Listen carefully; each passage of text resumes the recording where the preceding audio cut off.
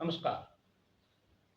समय संवाद में आपका स्वागत है। मैं हूं सर्वेश कुमार सिंह। राष्ट्रीय स्वयंसेवक संघ और भारतीय जनता पार्टी के बीच जो समन्वय की एक बार फिर से उच्च स्तरीय शुरुआत हुई, उसके परिणाम अब नीचे तक दिखाई दे रहे हैं।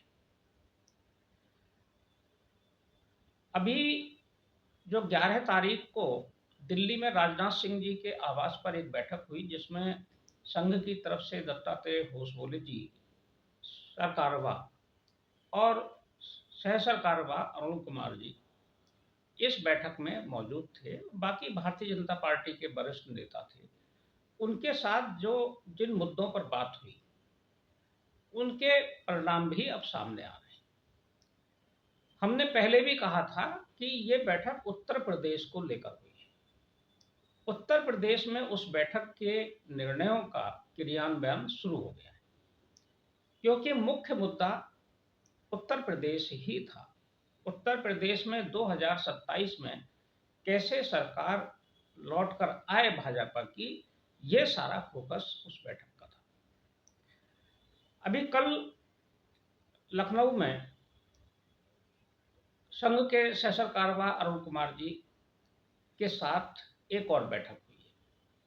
अरुण कुमार जी इधर 2 दिन पहले लखनऊ आए और कल शाम को मुख्यमंत्री योगी आदित्यनाथ जी के आवास पर एक उच्च स्तरीय बैठक, यानी कि समन्वय बैठक, जिसमें वरिष्ठ अधिकारी मौजूद रहे। अरुण कुमार जी स्वयं उस बैठक में थे, मुख्यमंत्री जी थे, भारतीय जनता पार्टी के प्रदेश अध्यक्ष भूपेंद्र सिंह चौधरी थे, दोनों उप मुख्यमंत्री केशव प्रसाद मौर्य और ब्रजेश पाठक थे, और भारतीय जनता पार्टी के प्रदेश महामंत्री संगठन धर्मपाल सिंह भी इस बैठक में थे। इस बैठक में बहुत महत्वपूर्ण निर्णय हुए। सबसे महत्वपूर्ण तो ये हुआ है कि जो निगमों में और बोर्डों में नियुक्तियां होनी है, उसके लिए संघ ने बड़ा साफ संकेत दिया है और कहा है कि हर हाल में इन बोर्डों में, निगमों में और उनके सदस्यों के रूप में जो नियुक्तियां होनी हैं, उनको शीघ्र से शीघ्र उनको नियुक्त किया जाए, और उसमें भी प्राथमिकता पार्टी के और अपना जो कैडर है उसके आनुषंगिक संगठन, जो सहयोगी या समविचार संगठन है, उनके भी लोगों को समायोजित करते हुए उन निगमों में, बोर्डों में पुराने कार्यकर्ताओं की नियुक्ति की जाए।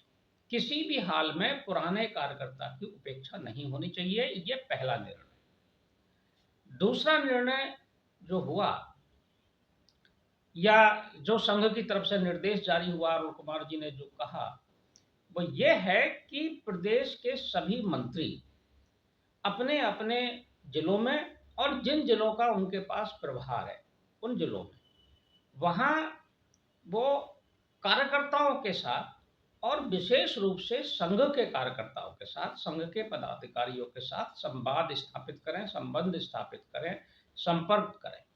सतत संवाद संघ के साथ स्थापित करना है। यानी कि अगर मंत्री, अब प्रभारी मंत्री अगर अपने जिले में जाएगा, जिस जिले का प्रभारी है, तो वहां के संघ चालक जी से, कार्यवाह जी से भी उनको बात करनी है।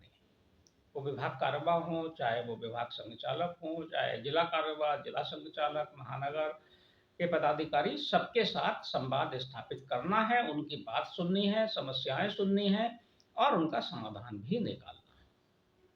ये दूसरा महत्वपूर्ण निर्णय है।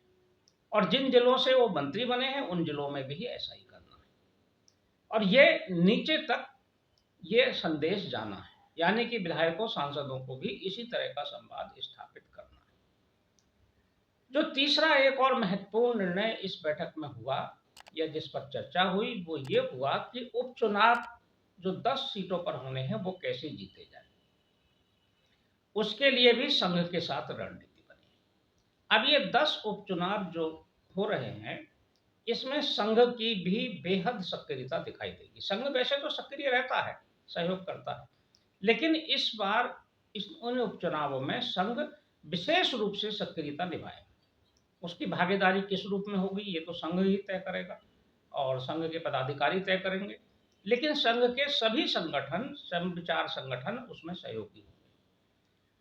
विशेष रूप से अयोध्या में, अयोध्या जीतना एक तरह से प्रतिष्ठा का प्रश्न बन गया। अयोध्या की जो मिल्कीपुर सीट है, अयोध्या मतलब मिल्कीपुर सीट, जो रिजर्व सीट है, यहाँ के लिए नामों पर भी चर्चा हो रही है।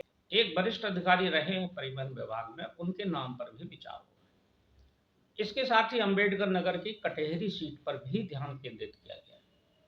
बाकी जो और सीटें हैं, उन सभी सीटों की इस कल की बैठक में चर्चा हुई, जिसमें पश्चिम उत्तर प्रदेश की कुदर की, खैर, गाजियाबाद, मीरापुर और सीसामऊ कानपुर की, और मैनपुरी की सीट, करहल, इन सभी सीटों पर चर्चा हुई। मझवा सीट पर भी चर्चा हुई, फूलपुर की भी चर्चा हुई, सभी सीटों की चर्चा हुई। और संघ अब इन सीटों को जीतने के लिए भारतीय जनता पार्टी का सहयोग करेगा और भारतीय जनता पार्टी को सफलता दिलाने में आगे होगा। ये जो कल की बैठक है, ये उस 11 तारीख की बैठक का ही परिणाम है। 11 तारीख को जो 5 घंटे की बैठक चली, जिसके बारे में सभी लोगों ने कहा कि वो राष्ट्रीय अध्यक्ष का नाम तय करने के लिए बैठक थी, तो हमने पहले भी कहा था कि वो राष्ट्रीय अध्यक्ष के लिए ही सिर्फ बैठक नहीं थी, क्योंकि राष्ट्रीय अध्यक्ष का मुद्दा भारतीय जनता पार्टी और संघ के बीच तय करने में कोई बहुत कठिनाई नहीं है। उसके लिए 5 घंटे की बैठक की जरूरत नहीं है। मुद्दा उत्तर प्रदेश है, और यही देखिए शुरुआत हो गई, उत्तर प्रदेश में दिखने लगा है। मुख्यमंत्री जी को भी कहा गया है कि वो भी अपने स्तर से अधिकारियों को निर्देश दें कि कार्यकर्ताओं की कहीं उपेक्षा ना हो। ये अरुण कुमार जी ने कल, ये जो कल की वार्ता है उसमें ये साफ संकेत दे दिए। देखते हैं इस वार्ता का, कल की जो समन्वय बैठक हुई है मुख्यमंत्री जी के आवास पर, इसका कितनी जल्दी और क्या परिणाम सामने आता है, क्योंकि निगमों में और बोर्डों में नियुक्ति की सबको प्रतीक्षा है। ये नियुक्तियां हो जाएंगी तो कार्यकर्ताओं का एक बहुत बड़ा वर्ग समायोजित हो जाएगा।